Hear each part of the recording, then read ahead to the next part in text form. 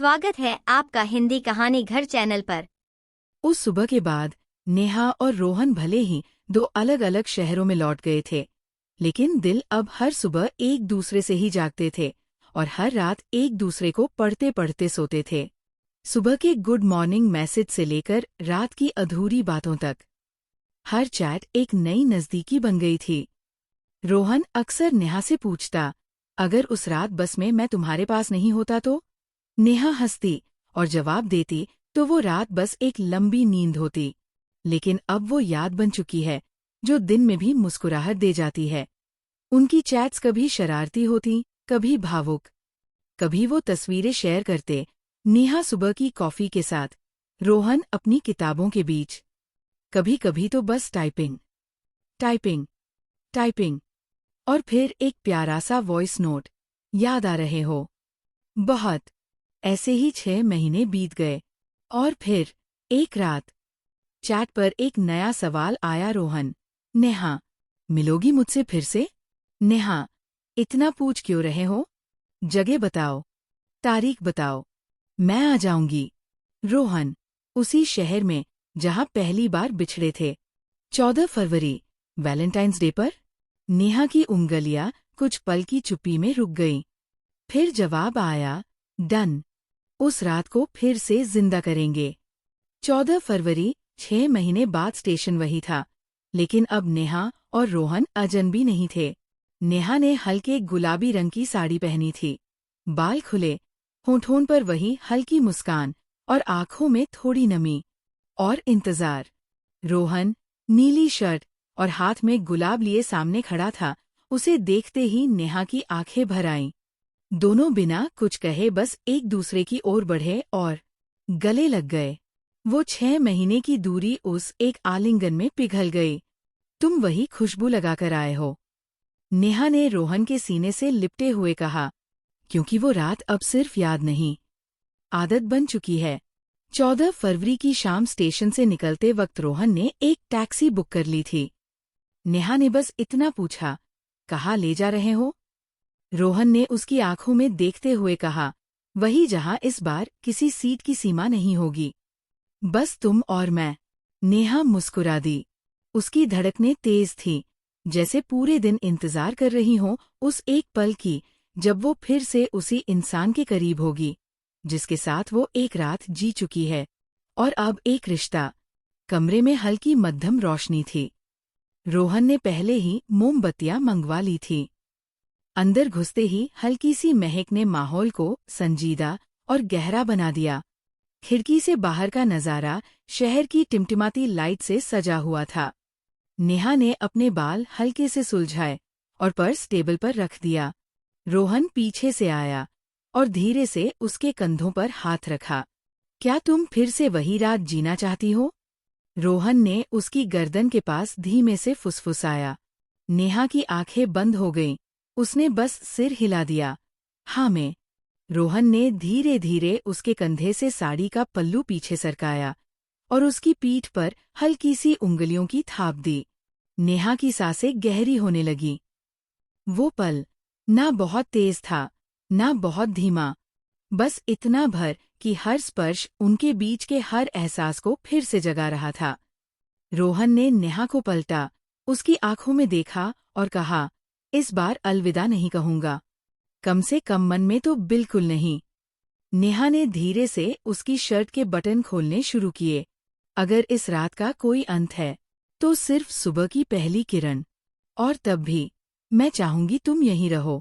बिस्तर की चादरें फिर से गवाह बनी, 2 जिस्मों के मिलन की नहीं, बल्कि 2 आत्माओं के प्रेम की। उनकी सांसें एक दूसरे में लिपटीं, गर्माहट ने सारी दूरियां मिटा दी। हर धड़कन ने जैसे 6 महीनों का इंतजार पिघलाकर एक ही रात में बसा दिया। नेहा, अब मुझे डर नहीं है कि सुबह क्या होगा, क्योंकि तुम्हारा प्यार मेरे साथ रहेगा।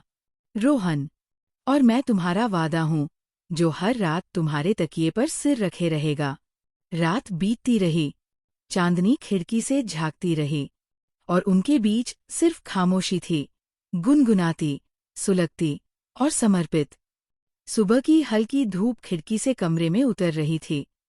मोमबत्तियां अब बुझ चुकी थी लेकिन कमरा अब भी महक रहा था, उस रात के एहसास से जो दो आत्माओं को बांध चुका था। नेहा रोहन के सीने पर सिर रखकर लेटी हुई थी। उसकी उंगलियां धीमे धीमे रोहन की छाती पर गोल घूम रही थी। सुबह हो गई, उसने हल्के से कहा। तुम उठो मत। अभी नहीं। रोहन ने आंखें बंद रखीं, लेकिन बाहें और कसकर उसे बांध ली।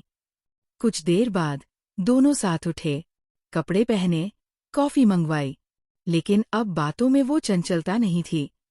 एक चुप्पी थी जो कह रही थी, अब फिर से दूर होना होगा। नेहा ने धीरे से कहा, क्या हम हमेशा ऐसे नहीं रह सकते? ना बस की सीट, ना होटल का कमरा, बस एक घर जहां तुम और मैं एक ही सुबह में जागे। रोहन कुछ पल चुप रहा, फिर उसकी आंखों में देखा। मैं चाहता हूं, लेकिन जानती हो ना, आसान नहीं है। हम दोनों की जिंदगियों में बहुत कुछ है अभी। शादी? नेहा ने सीधा पूछा। रोहन का चेहरा एक पल को सख्त हो गया। माँ बाप को मनाना, करियर सेट करना, बहुत कुछ है, लेकिन हाँ, तुम्हारे बिना अब कुछ भी पूरा नहीं लगेगा। तो वादा करो। नेहा की आवाज थरथरा रही थी कि जब भी तुम तैयार होगे, पहला नाम जो दिमाग में आएगा वो मेरा होगा। नहीं, पहला नाम नहीं, तुम मेरा इकलौता नाम हो। रोहन ने उसका हाथ पकड़कर कहा। अगले कुछ महीनों में दोनों की बातें पहले जैसी चलती रहीं, लेकिन अब एक कसक थी। नेहा अक्सर पूछती, कब मिलोगे? और रोहन कभी कहता, जल्द, कभी थोड़ा और इंतजार करो। एक दिन नेहा ने एक मैसेज भेजा, क्या हम हमेशा ऐसे ही रहेंगे, अलग अलग शहरों में, बस वर्चुअल प्यार? रोहन ने काफी देर बाद जवाब दिया, नहीं, मैं तैयारी कर रहा हूं। मैं घर पर बात करने वाला हूं।